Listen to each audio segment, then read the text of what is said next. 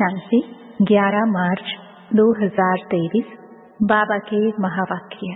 मीठे बच्चे, ज्ञान और योग बल से पुराने पापों के खाते को चुकतोकर नया पुण्य का खाता जमा करना है।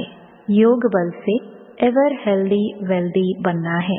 प्रश्न: संगम युग की विशेषताएं कौन सी हैं जो सारे कल्प में नहीं हो सकती हैं? उत्तर: संगम युग पर ही 5000 वर्ष के बाद आत्मा और परमात्मा का प्यारा मंगल मिलन होता है। यही समय है बाप से बच्चों के मिलने और वर्षा लेने का। बाप सभी आत्माओं के लिए इसी समय ज्ञान देते हैं, सबका लिबरेटर बनते हैं। संगम युग पर ही देवी देवता धर्म की सैपलिंग लगती है। जो दूसरे धर्म में कन्वर्ट हो गए हैं वह निकल आते हैं। सभी अपना अपना पुराना हिसाब किताब चुकतोकर वापस जाते हैं। ऐसी विशेषताएं और किसी युग की नहीं है। ओम शांति। परमपिता शिव नाम जरूर लेना है। परमात्मा अथवा खुदा, गॉड तो बहुत ही कह देते हैं, परंतु फादर का नाम जरूर चाहिए। फादर का नाम है ही शिव। निराकार है ना। आत्माएं भी वास्तव में निराकार हैं। यहाँ आकर साकार बनती हैं। कहाँ जाता है परमपिता परमात्मा, वहाँ से बच्चों को अथवा प्रिसेप्टर को भेज देते हैं पाठ बजाने। अब गॉड फादर जब कहते हैं तो मनुष्य की बुद्धि में लौकिक बाप नहीं आएगा। वह तो अपने बच्चों का फादर है, परंतु हे परमपिता कहने से बुद्धि ऊपर चली जाती है। आत्मा ही याद करती है। जिस्मानी फादर को भी आत्मा ही याद करती है जो जिस्म देते हैं। फिर आत्माओं का जो असली बाप है उनको भी याद करेंगे ना। परंतु वह कौन है? कौन उनको फादर कह बुलाते हैं? क्यों उनसे रहम मांगते हैं?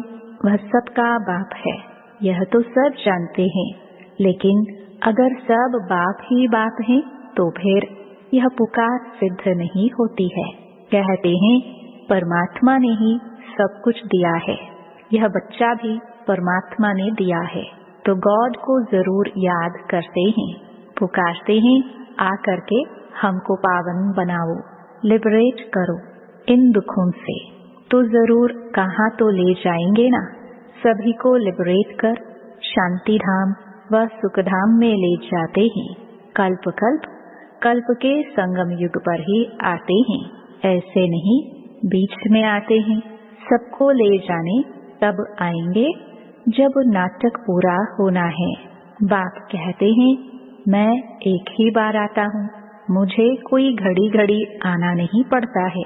मैं एक ही बार आता हूँ जब सब तमो प्रधान बन पड़ते हैं, क्योंकि 84 जन्म तो जरूर पूरे करने हैं।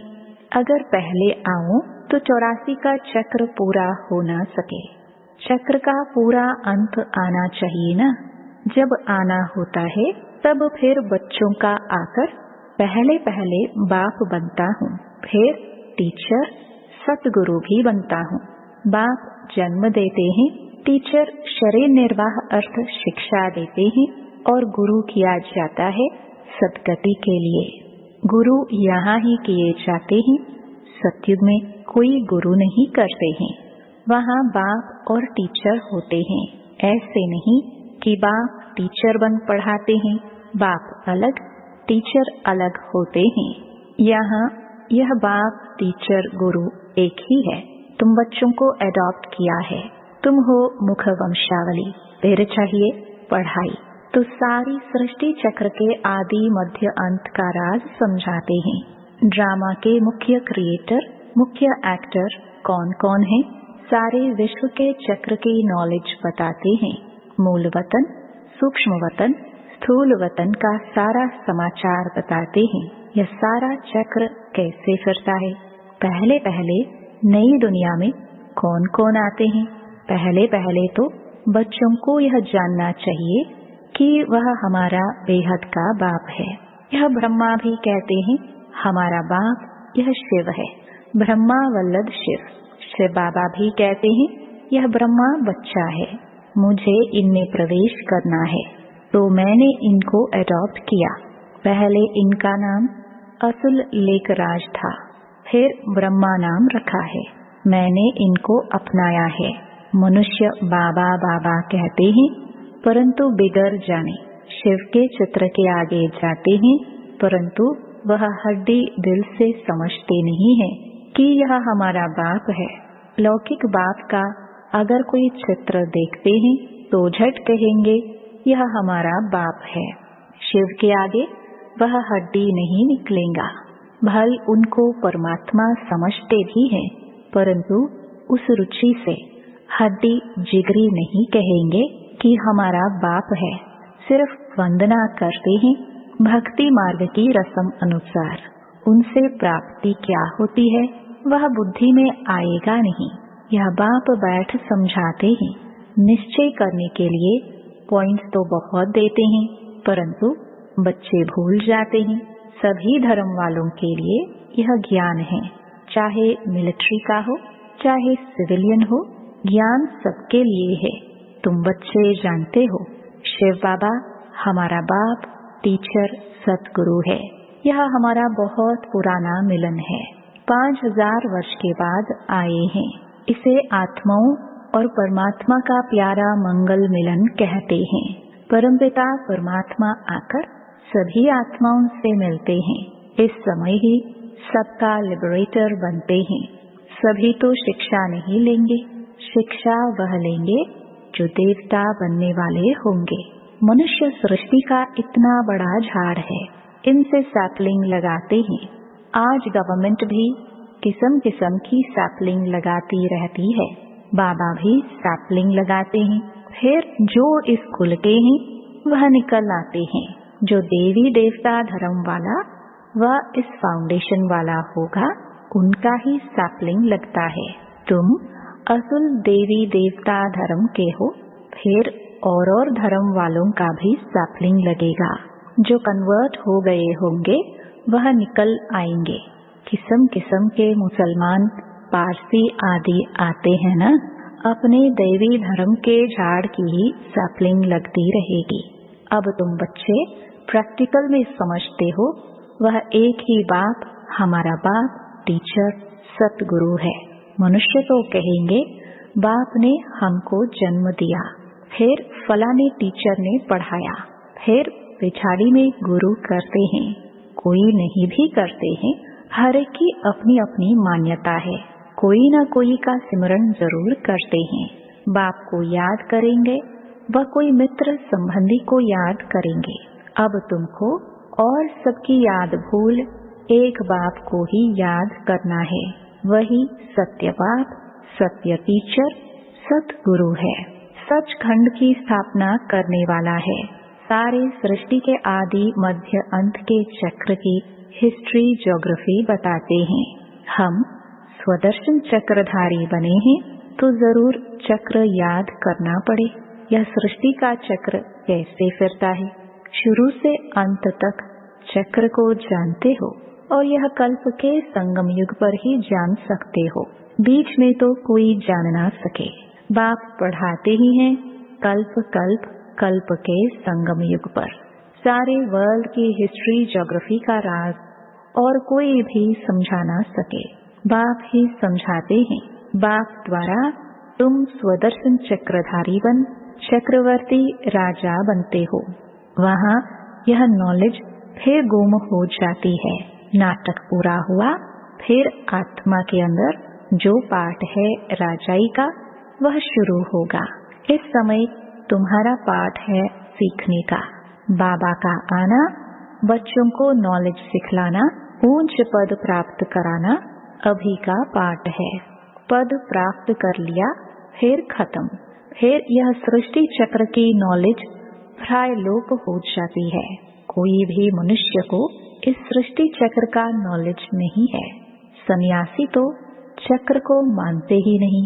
झाड़ को देख कहते हैं यह तो कल्पना है। तो तुम बच्चों को भी धारणा करनी है। योग पूरा नहीं होगा तो धारणा होगी नहीं। बुद्धि प्योर बन ना सके। कहते हैं ना, शेरनी का दूध सोने के बर्तन में ही ठहर सकता है। तो यह भी ज्ञान अमृत बच्चों को मिलता है। बर्तन लोहे से बदलकर सोने का होगा, तब ही धारणा होगी। इसमें अच्छा पुरुषार्थ किया जाता है। बहुत सहज है वर्ल्ड की हिस्ट्री ज्योग्राफी को जानना है। सतयुग में कौन राज्य करते थे, कितना समय किया, घराना होता है ना, तो उसको कहेंगे डीटी डिनास्टी ने 1250 वर्ष राज्य किया। क्या लड़ाई से राज्य लिया? नहीं, अभी के पुरुषार्थ की प्रारब्ध पाई है। यह सारा चक्र तुम किसको भी समझाओ तो बहुत खुश होंगे। भल मिलिट्री के हो, दिल्ली में आते थे ना, उन्हों को भी बाबा समझाते थे ना कि तुमने सुना है, जब गीता सुनाई जाती है तो उसमें भगवान वाच है, जो युद्ध के मैदान में मरेंगे वह मुझे प्राप्त करेंगे, स्वर्गवासी होंगे। परंतु ऐसे नहीं कि सिर्फ गीता पढ़ते व सुनते हैं तो स्वर्ग में चले जाते हैं। तुमको अगर स्वर्गवासी बनना है, बाप से वर्षा लेना है, तो बाप को याद करो, श्रीमत पर चलो। यह ज्ञान अभी ही मिलता है, क्योंकि अभी स्वर्ग के द्वार खुलते हैं। यह ज्ञान अभी के लिए ही है।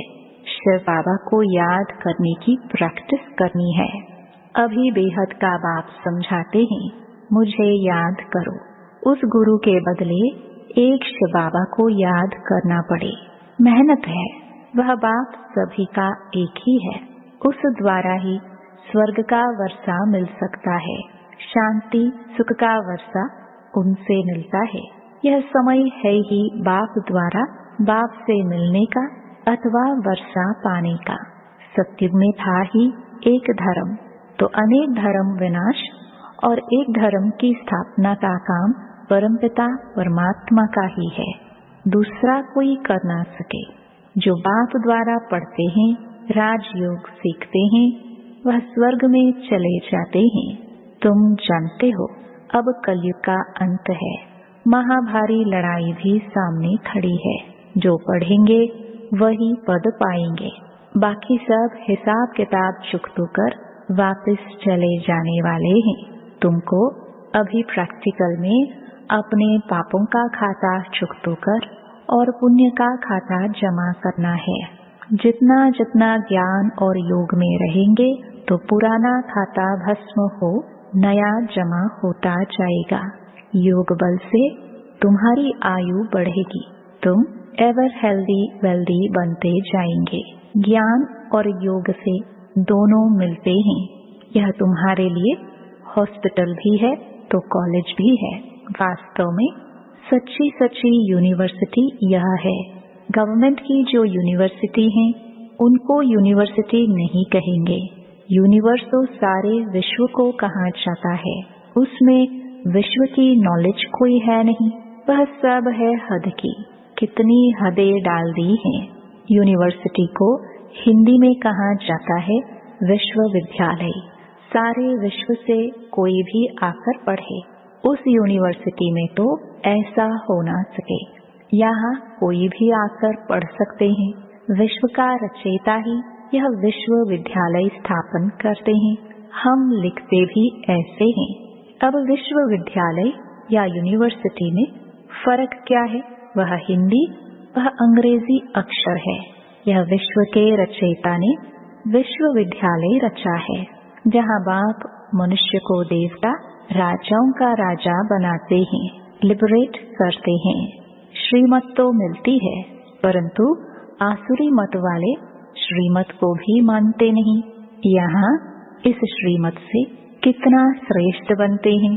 अपने तन मन धन से भारत को स्वर्ग बना रहे हैं और है सारा गुप्त। बाप भी गुप्त आते हैं। श्री कृष्ण तो गुप्त हो न सके, परंतु बाप को न जानने के कारण श्री कृष्ण का नाम गीता में डाल दिया है और फिर कृष्ण की डांस दिखाई है। वह तो प्रिंस प्रिंसेस आपस में करते होंगे, वहाँ प्रजा थोड़ी जा सकती है। बाप समझाते तो बहुत हैं, कहते हैं ज्ञान धन लेकर फिर दान करते जाओ। बड़ी ऊंच पढ़ाई है और पढ़ना भी ऐसे साधारण है। कुर्सी पर तो आसन लगा न सके, यह टांग टांग पर चढ़ाकर बैठना, यह राजाई बैठक ठीक है। यूं तो तुम कैसे भी बैठो। सत्युग में तो गोल्डन स्पून इन माउथ है। बच्चों ने साक्षात्कार भी किए हैं, कैसे विमानों में सोना भरकर आते हैं, महल आदि बहुत जल्दी सब कुछ बन जाता है। अब भी बाबा के देखते देखते बिजली मोटर आदि क्या क्या बन गए हैं। आगे अनाज कितना सस्ता था तो सत्युग में कितना सस्ता होगा। यहाँ सोने के सिक्के की कीमत 100 रुपया है तो वहाँ 1 पैसा होगी, तो कितना फर्क है। तो तुमको एक जन्म की पढ़ाई से 21 जन्मों की राजाई मिलती है, और क्या चाहिए। बाबा युक्तियाँ बताते रहते हैं। बच्ची अगर ज्ञान नहीं लेती है तो उनको शादी करानी पड़े। बच्चा अगर ज्ञान न लेवे तो कहेंगे जाकर अपना कमाओ और शादी करो। बाबा राय तो हर बात की देते हैं।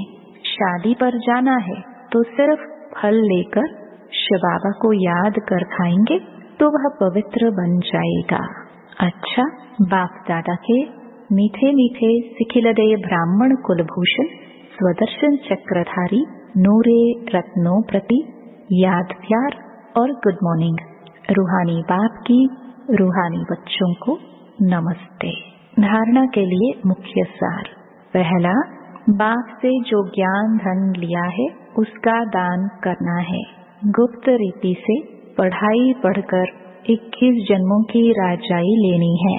दूसरा, और सबकी याद भुलाकर एक बाप को सत्य बाप, सत्य टीचर और सतगुरु के रूप से याद करना है। वरदान, रूहानी नशे द्वारा दुख अशांति के नाम निशान को समाप्त करने वाले सर्व प्राप्ति स्वरूप भव। रूहानी नशे में रहना अर्थात चलते फिरते आत्मा को देखना व आत्म अभिमानी रहना। इस नशे में रहने से सर्व प्राप्तियों का अनुभव होता है। प्राप्ति स्वरूप रूहानी नशे में रहने वाली आत्मा के सब दुख दूर हो जाते हैं। दुख अशांति का नाम निशान भी नहीं रहता, क्योंकि दुख और अशांति की उत्पत्ति अपवित्रता से होती है। जहाँ अपवित्रता नहीं वहाँ दुख अशांति कहाँ से आई।